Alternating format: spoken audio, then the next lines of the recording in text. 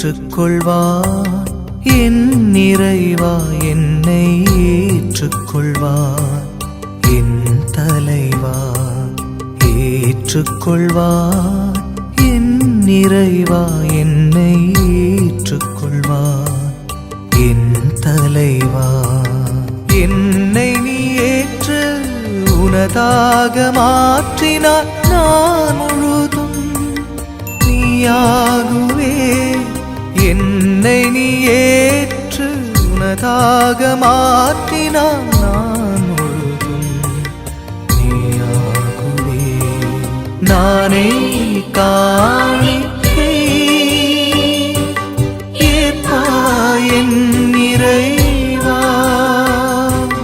நானே காணிக்கை ஏற்பாய் என் நிறைவா. என் உடல் பொருளாவியை உவந்தளித்தே காணிக்கை காணிக்கை ஏற்றுக்கொள்வார். என் நிறைவா என்னை ஏற்றுக்கொள்வார். என் தலைவா.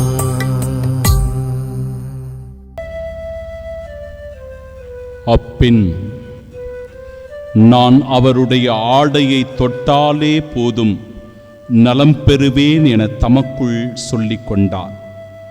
இயேசு அவரை திரும்பி பார்த்து, மகளே, துணிவோடு இரு, உனது நம்பிக்கை உன்னை குணமாக்கிற்று என்றார். அந்நேரத்திலிருந்தே அப்பெண் நலமடைந்திருந்தான். ஆண்டவரிடத்தில் நம்மை ஒப்பு கொடுத்தவர்களாய் ஜெபிப்போம். நற்கருணையில் எழுந்தருளியிருக்கும் அன்பான ஆண்டவரே,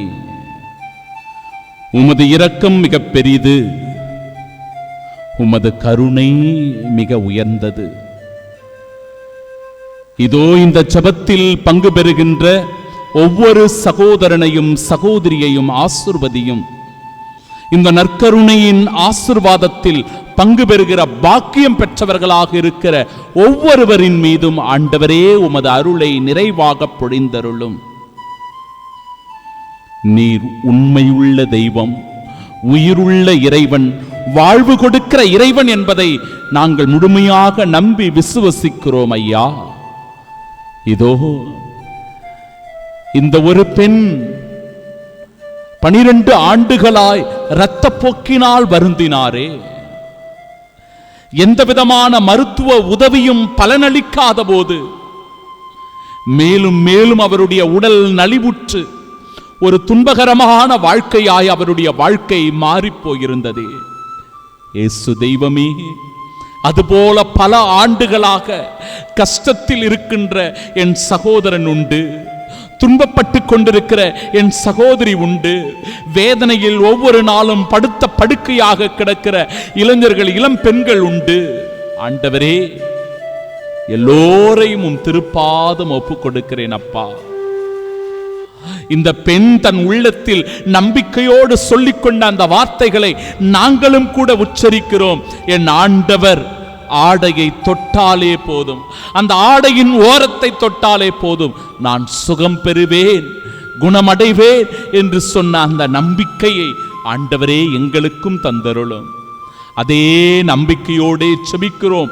எங்கள் குடும்பத்தில் அமைதி உண்டாக, எங்கள் தொழிலில் முன்னேற்றம் காண, எங்கள் வியாதிகள் குணமாக, எங்கள் பிள்ளைகளுக்கான நல்ல எதிர்காலம் கிடைக்க, நினைத்த காரியங்கள் நிறைவேற இயேசு தெய்வமே உம்மிடத்திலே உருக்கத்தோடு செபிக்கிறோம் அப்பா.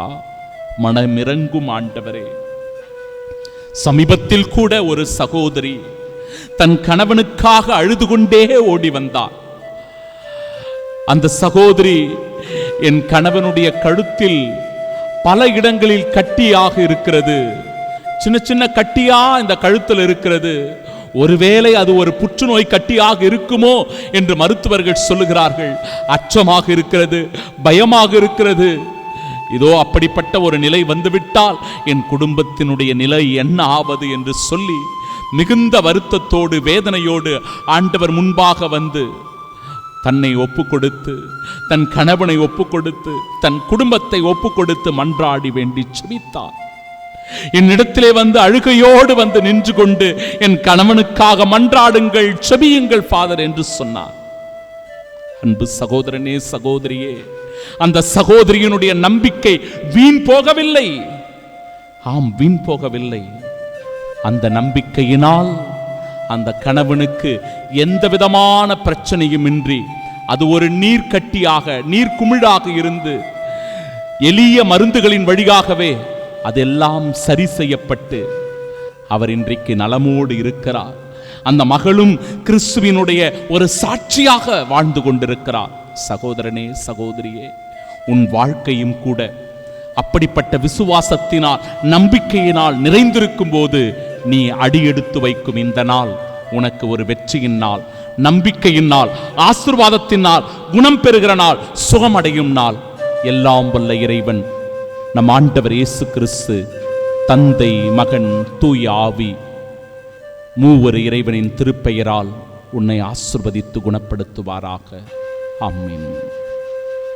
ஏற்றுக்கொள்வார் என் இறைவா, என்னை ஏற்றுக்கொள்வார் என் தலைவா. ஏற்றுக்கொள்வார் என் இறைவா, என்னை ஏற்றுக்கொள்வார் என் தலைவா. என்னை நீ ஏற்று உனதாக மாற்றினார், நான் முழுதும் நீயாகுவே.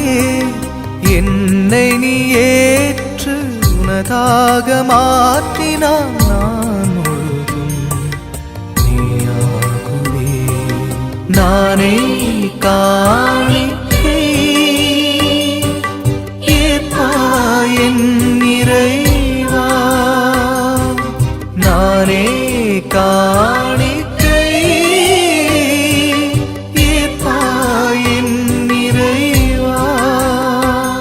என் உடல் பொருளாவே உவந்தளித்தே காணிக்கை காணிக்கை.